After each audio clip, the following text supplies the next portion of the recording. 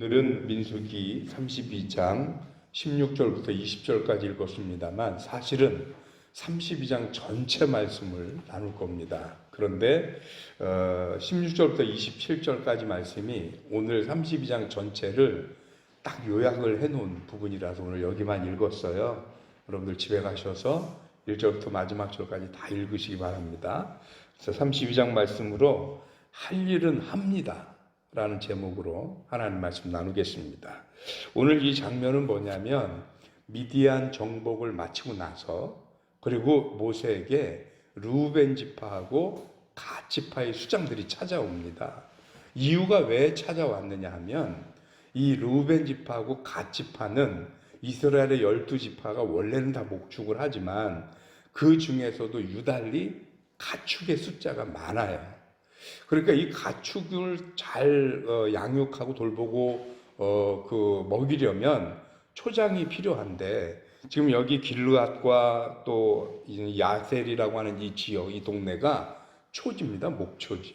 그런데 문제가 하나 있습니다. 그 문제가 뭐냐? 이스라엘 백성들의 여행 경로를 보면 이게 이스라엘 사람들이 남쪽으로 쭉 치우쳐서 요단강 바깥쪽 사해를 밑으로 돌아서 요단강 바깥쪽으로 돌았다가 요단강을 다시 이렇게 건너서 서편으로 건너갔거든요. 그러니까 그 루트에서 가나안 땅을 요단강을 건너야만 하나님이 약속하시던 그 땅이에요.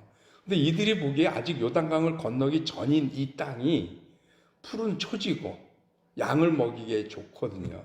그러니까 이곳을 우리에게 기업으로 주셨으면 좋겠다라고 모세에게 와서 제안을 하는 겁니다. 우리가 이 땅에 머물면 안 되겠습니까?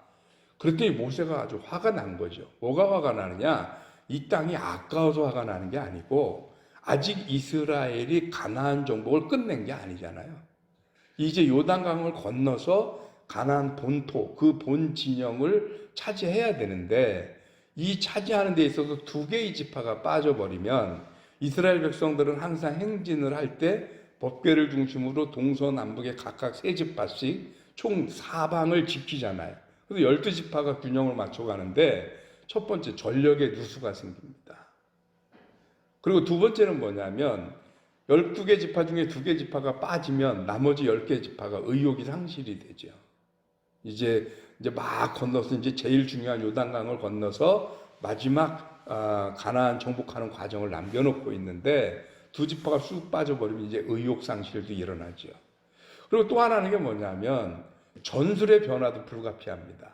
부대가 편성이 바뀌는 거예요. 그러니 이게 얼마나 심각해. 그런데 가장 중요한 건 뭐냐? 하나님 앞에 순종하지 않는 것입니다. 모세가 이런 이유를 들어서 화를 내는 거죠. 이건 민족을 위한 일이 아니고 너네들이 좋아하는, 너희들이 보기에 좋은 땅을 차지하자고 지금 민족에게, 우리 민족 전체에 해를 끼치는 거냐라고 따지는 겁니다.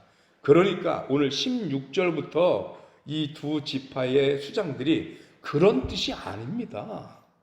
우리가 지금 이곳을 우리가 머물기에 괜찮은 동네라서 여기를 머물겠다고 하지만 여기에 우리가 우리의 동물들을 보살필 수 있는 우리를 짓고 그리고 성읍을 견고히 져서 우리 부녀와 자녀들을 다 거기에 머물게 하고 그리고 우리는 다 무장을 한 채 오히려 우리 이스라엘 진영의 제일 앞에 선봉에 서서 가나안 정복을 다 마치기까지 하겠고 그리고 거기를 다 맞춰서 우리 다른 지파들에게까지 땅을 기업으로 다 나눠줄 때까지 여기 함께 할 것이고 단 우리들은 여기서 이미 기업을 차지했으니 우리들 몫의 분깃을 그곳 요단 서편에 들어갔을 때 그쪽에 있는 땅들은 우리 차지하지 않겠습니다.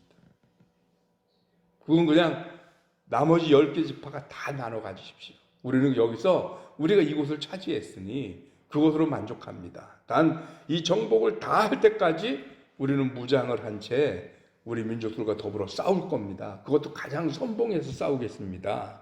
라고 얘기를 하는 겁니다. 이 말은 뭐냐? 모세와 하나님 앞에 이 두 지파의 수장들이 하는 얘기가 우리가 할 일을 게을리하거나 포기하거나 그거를 저버리면서까지 우리의 권리를 주장하지는 않겠습니다. 할 건 하고 우리가 해야 할 일은 하고 그리고 우리가 이것을 하겠다고 지금 하나님 앞에 그리고 모세에게 허락을 구하는 것입니다. 라고 얘기를 하는 거죠. 그 얘기를 들은 모세가 바로 수긍합니다. 말이 되잖아요. 납득이 되거든요. 전쟁을 포기하는 건 아닙니다. 전력을 누수하는 것도 아닙니다. 하나님께 불순종하는 것도 아니고요. 다른 지파, 다른 민족들에게 피해를 끼치는 것도 아닙니다. 자기들이 해야 할 일, 의무는 다 하고 정복이 다 끝나서 땅을 기업으로 분배를 받을 때 그때는 우리가 이 땅, 지금 서 있는 여기를 분배를 받을 것이고 그 안에서는 우리의 권리를 주장하지 않을 것이며 우리들의 의무는 끝까지 하고 우리는 이곳에 정착했으면 좋겠습니다. 라고 얘기를 하는 거거든요. 모세가 듣자 하니 그 말이 틀리지 않습니다. 할 일을 다 한다는데. 그러니까 그 말을 듣고 여호수아하고 엘르아사를 찾아갑니다. 여호수아는 차기 지도자지요. 엘르아사는 제사장입니다. 그래서 차기 지도자하고 제사장에게 찾아가서 두 가지를 얘기를 합니다. 첫 번째가 뭐냐? 이들이 과연 우리 다른 백성들과 같이 가서 요단에 정착할 때 가장 선봉에 서서 하나님의 정복이 다 끝날 때까지 그때까지 이들이 함께 하는지 한번 지켜봐라. 그게 첫 번째입니다. 이들이 말한 대로 약속을 지키는지 봐라. 두 번째는 그렇게 한다면 여러분 모세는 요단강 건너서 가나안에 못 가는 거 아시죠? 모세가 약속해봤자 소용이 없잖아요. 그러니까 차기 지도자인 여호수아와 제사장, 하나님 앞에 약속을 지켜내는 것을 관장하는 제사장을 앞에 세워놓고 만일 이들이 자기 할 일을 다 한다면 너희들도 이 두 지파의 모든 요구하는 것을 보장해줘라. 이 두 가지 얘기를 하는 거예요. 약속을 이행하는지 보고 그 약속을 이행하면 저들의 뜻을 보장해줘라. 이 두 가지를 얘기하는 겁니다. 그러면서 그들이 할 일을 다 한다면, 즉 의무를 다 한다면 권리도 보장해줘라. 이 얘기를 하는 거죠. 오늘 이 말씀을 들으면서 가끔 그런 생각을 해봅니다. 과연 우리들은 신앙생활하면서 하나님 앞에 요구하는 건 어마어마하게 많은데 우리가 할 일은 얼마나 하나 하는 생각인 거죠. 성도로서 또는 직분자로서 과연 우리는 우리가 해야 할 일을 얼마나 하면서 그렇게 하나님 앞에 매일 뭐 주세요 하나 하는 거죠. 뭐 사람이기 때문에 하나님을 얼마나 만족시켜 드릴 수 있을지는 잘 모르겠습니다. 그러나 적어도 우리가 성도로서 또 직분자로서 우리가 해야 할 그런 기본적인 소양들을 우리가 모르지 않습니다. 몰라서 신앙생활 못한다는 사람은 거의 없을 것 같아요. 아는데도 못하는 경우가 더 많죠, 오히려. 그래서 우리가 해야 할 일을 좀 했으면 좋겠다 하는 생각이 듭니다. 무엇보다도 성경을 통틀어서 예수님께서 사역을 하시면서 제자들에게 명령으로 남기신 건 하나밖에 없어요. 그게 뭐예요? 땅끝까지 복음을 전하는 겁니다. 성도로서 가장 의무적으로 해야 할 어떻게 보면 가장 중요한 사명 중에 하나는 복음 증거하고 전도하는 거예요. 근데 우리는 이 부분에 있어서 과연 얼마나 하는지 성경에서 보니까 너희가 때를 봐서 전도해라가 아니거든요. 때를 얻든지 못 얻든지 전도하라고, 전파하고 복음을 전하라고 하셨거든요. 그렇다면 성도의 최소한의 의무란 바로 이 부분이 아닐까. 적어도 하루에 한 번이든 뭐 일주일에 한 번이든 누군가에게든 복음을 전하고 하나님을 소개하고 그들에게 구원의 길을 알리는 것이 성도의 의무가 아닐까 하는 생각을 해봅니다. 그런가 하면 교회 안에서의 우리의 역할과 할 일이 있다면 사회에서나 직장에서나 가정에서도 우리에게는 우리의 할 일이 있어요.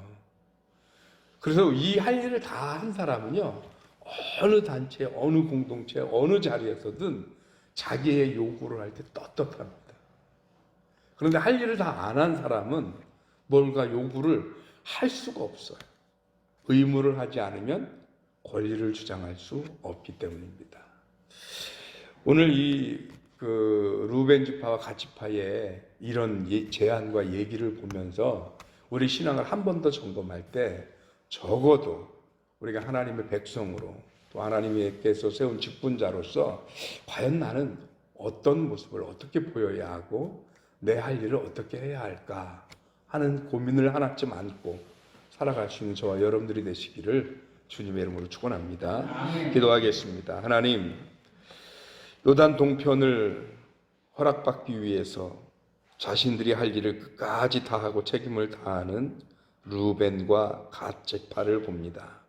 하나님, 저들이 요구를 함에 있어서 자기들의 할 일을 피하거나 포기한 채 자기들의 권리만 주장하는 것이 아니라 자기들이 해야 하는 부분, 감당할 목표는 끝까지 감당하면서 저들에게 하나님의 은혜와 하나님의 허락하심이 있기를 구하는 것을 보면서 우리들 또한 우리들의 신앙생활을 먼저 온전히 세우는 것에 관심을 기울이게 하여 주옵시고, 그렇게 성도로서, 직분자로서, 또 이 시대를 살아가는 한 사람으로서 우리의 해야 할 일을 다 하고, 그리고 하나님 앞에 기도하고 구할 수 있는 우리가 되게 하여 주시옵소서.